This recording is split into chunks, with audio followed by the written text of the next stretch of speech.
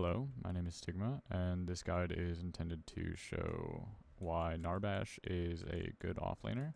I think that he's probably S tier, and sort of showcase like what kind of builds you could go, some of your rough matchups, and just the whole idea behind what makes him a good offlaner.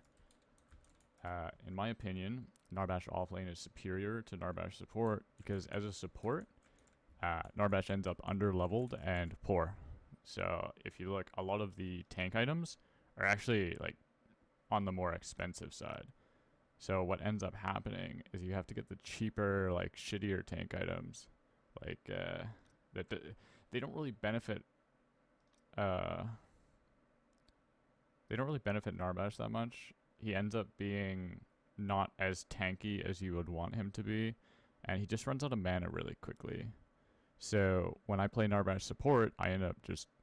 I don't even finish the mana items, I just get these three, and then go into whatever I feel I need at the time. And basically the job as Narbash support is just backline peel and a healing aura, which in my opinion sucks. It's not fun.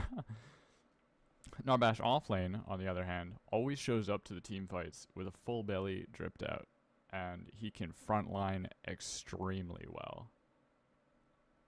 The laning experience for Narbash is actually pretty simple. I'm just going to buy some magical power items here just to really showcase the point that I'm trying to make. So this isn't how I would build Narbash. It's just that his heal scales with magic, and I really want it to be apparent that his healing aura does in fact heal minions, and that's the primary. That's the primary theory behind why Narbash in offlane is good. So what ends up happening is if your opponent can't clear the minions, then they're gonna fall behind because you just shove the wave into their tower. And or if they try to fight you, then you fight them in the minions, and the minions actually kill them. So if you look at this minion, he's gonna get damaged. Turn on my healing aura, and you can see it's ticking up. It's not ticking up a ton, but it's ticking up a little bit. And if I just leave this, eventually my minions are just gonna kill their minions. It might not seem like a whole lot, but it really, at level 1, like early in the game, it really is the difference between winning and losing your lane. Or winning and losing a team fight. I'm just going to go over the starter items really quickly. Sometimes I choose a Razorback, but I find it's not as good as Fenix. Fenix is just an extremely strong item.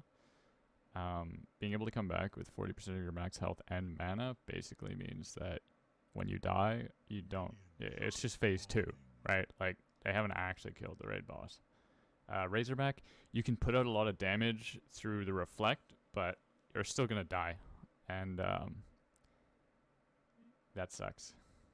Yeah. Fenix can also buy time for your team to show up. So the first item you want to get is...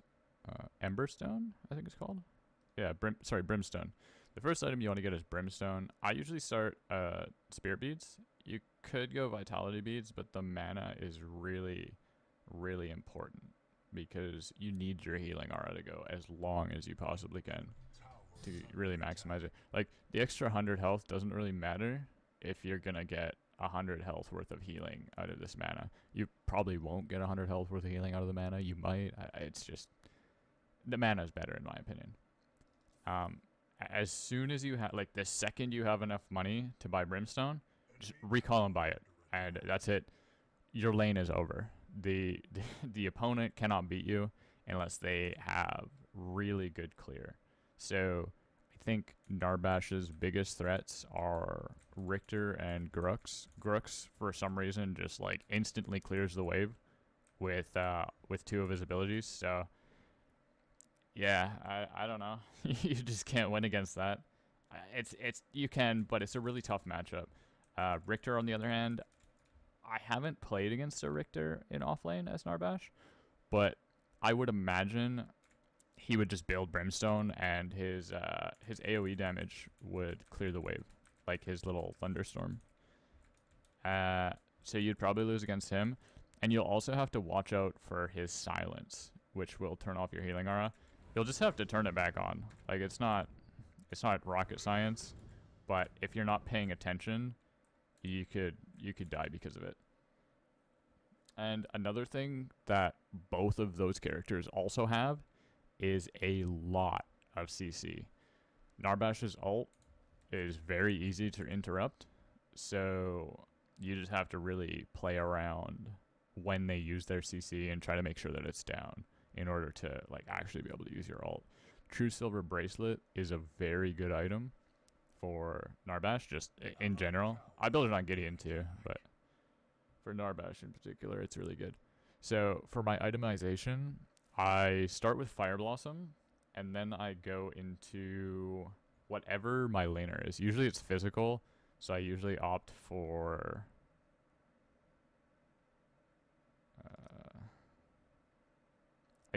Frost Guard, because most of the time it's against a physical lane opponent, and I think the passives are really strong.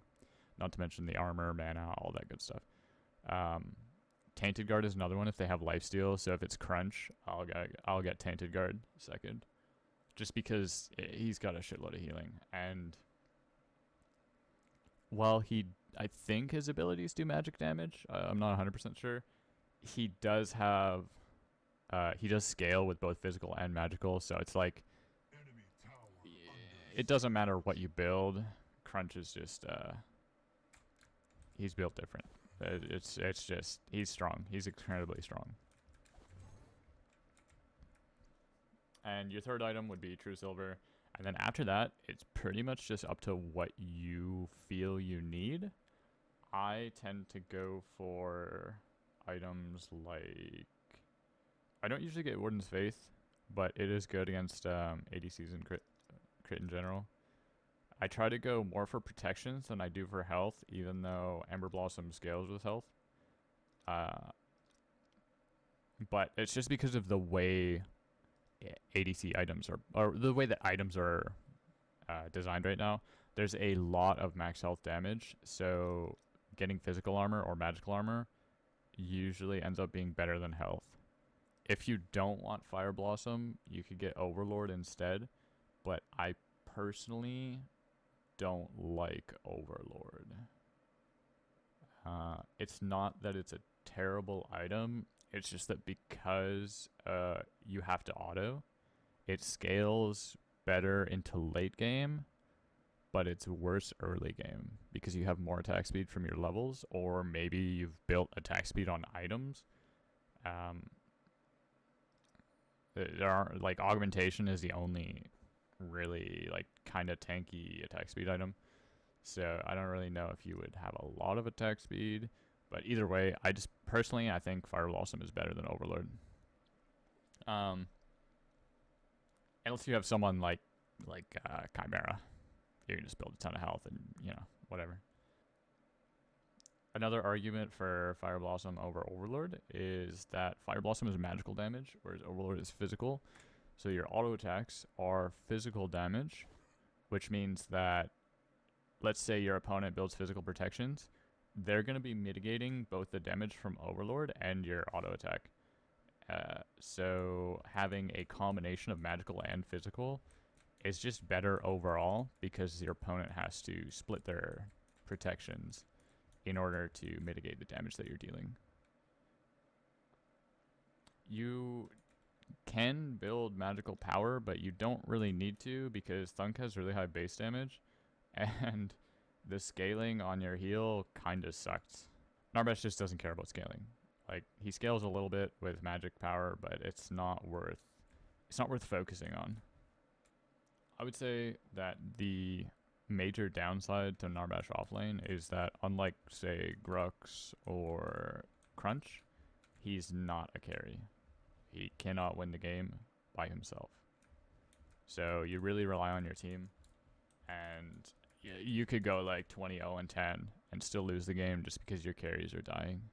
So unfortunately, while he's gonna win his lane most likely and put a lot of pressure on the jungle and offlane, but if your dual lane and your mid lane is not performing, yeah, you probably won't be able to win the game, unfortunately.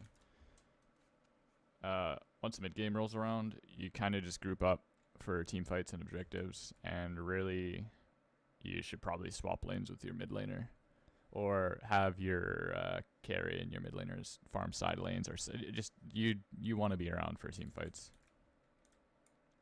Next, I'll go over some clips, just that I've gotten from my own gameplay, and just explain what I'm doing and what's happening, just so that you can kind of understand how to play Narbash in the offlane.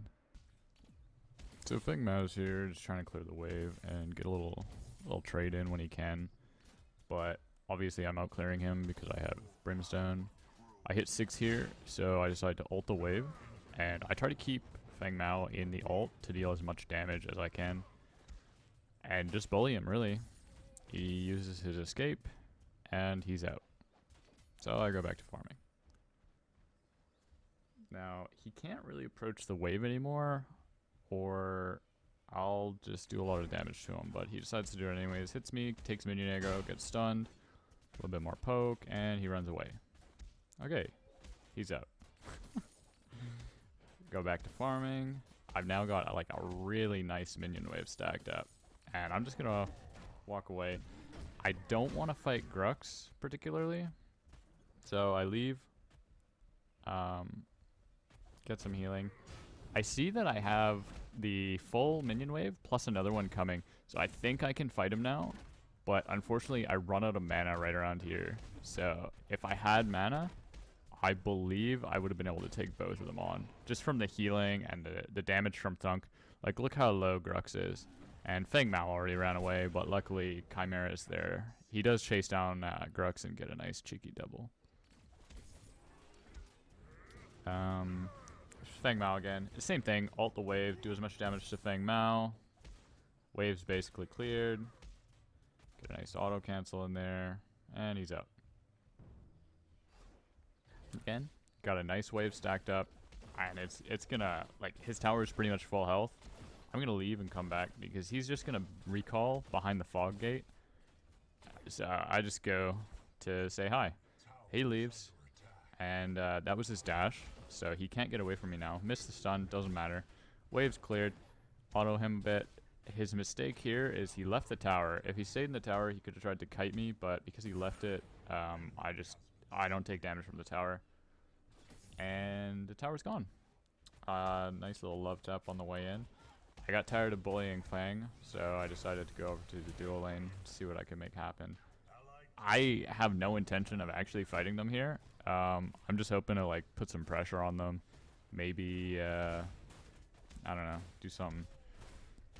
But Steel wants to fight, so whatever. Grux comes in, Sparrow's here, and they engage on me. But I'm tanky. Ult gets interrupted. Focus Sparrow, Steel dies, and now it's just Grux. He's boxing me, body block him. There's the dive. Fenix comes in clutch. And really, look at my teammate. They're full health, and I didn't die. You can't really do that with a support Narbash. Over here, I noticed Gideon's in the side lane, and they're putting a little pressure on him, so I just wanted to go over and make sure he's alright. Grux gives me a nice leash. Going to lane. They decide to take this fight, which is, you know, whatever. Gideon, I think he misclicked. I think he wanted to teleport before he ulted, and he just didn't. You know, whatever, it happens. I waited out the CC for the ult. Grux is dead. Unfortunately, Feng Mao's passive kills Gideon, I think. But I didn't want to fight this. I was just coming over to help, you know, just in case. I think we were just, like, warding Prime or something.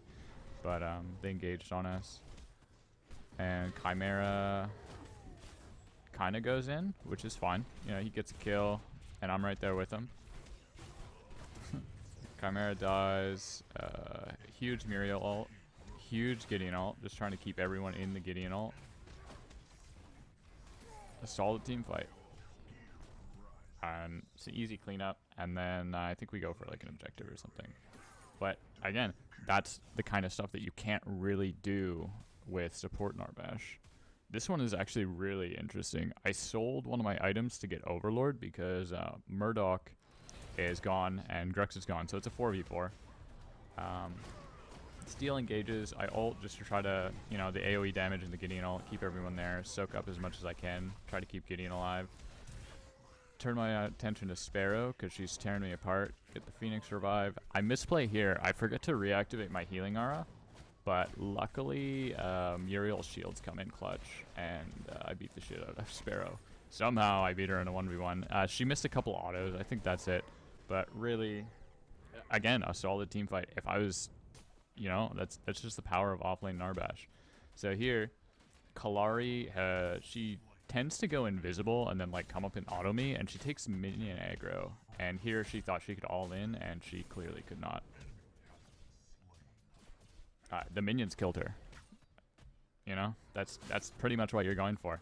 Got a nice minion wave here. Kallari ults because I'm gonna get ganked. I don't want to fight this, so I back off. Just get as much damage in as I can. And there, you know, they could leave now. They don't need to fight this, right? I've got a minion wave there. I got another wave coming in. They're now in 2 full waves of minions. And they just die to the minions. Kallari gets away. She blinks. That's another like really solid point for this, is that you're trying to get them to overcommit, and a lot of the time they do. They think that Narbash isn't going to do anything, or they think they can just like get an easy pick off of you, so they tend to overcommit. They just see the low health bars and get greedy. This one's a little longer just because it played out really weirdly. Kallari likes to try to steal my Scion buff. And her blink is down. There's her triple jump, so she's free. Just a nice ult. Auto. Done. Now, here Chimera shows up for a 1v1. He never wins this. He's level 5. I guess maybe... again, he saw that I was like half health, and he's like, oh, easy cleanup. But it wasn't. This is where I prefer Fire Blossom over Overlord, because I probably don't kill him if I have Overlord, just because the tick damage from Fire Blossom is what killed him there. And here's the Scion buff again. Kallari's gonna try and come steal it, but I don't even care about the buff, honestly. Just trying to bully Kallari a little bit. She comes back, steals it, whatever. Here comes Chimera for a gank. He ults off Rip. That was a misplay. He needed to wait for my ult. Get the auto cancel. Thunk is on cooldown when I ult, so that it's off cooldown when I come out of ult, or at least close. I tried to stay between the two of them to maximize the Fire Blossom tick damage. Kallari, she jumps into the stun. Unfortunate. And at this point, Chimera can't win because I have Phoenix. So I just 2v1'd as Narbash offlane. To be fair, they were totally underleveled, and they shouldn't have taken that fight. This is an example of where Phoenix is definitely better than Razorhide. I get ganked. It buys me enough time for my team to show up, barely get an ult off, and somehow turn what should have been an easy pick into like a 3 for nothing. So that's kind of huge. Yeah, I really think that offlane Narbash is at least S tier. And this is one final word. I just want to say, don't be a meta slave just because everybody else is playing something, or you know the game recommends that you play something. It doesn't mean that you have to, and it doesn't mean that character belongs in that position or is poor in other positions. It's just a recommendation. The meta is defined by the people that play off meta picks. And then when somebody discovers something that's incredibly strong, it becomes meta. And it's the same with item builds as well. So just keep that in mind when you're playing. If you see somebody lock like a Gideon solo, it's not going to be the end of the world. Maybe they'll have a bad game. Maybe they'll have a good game. Maybe Gideon solo is actually OP. Personally, I think Gideon is a solo laner or a support, but that's just me. I hope you enjoyed the video, and I'll see you next time.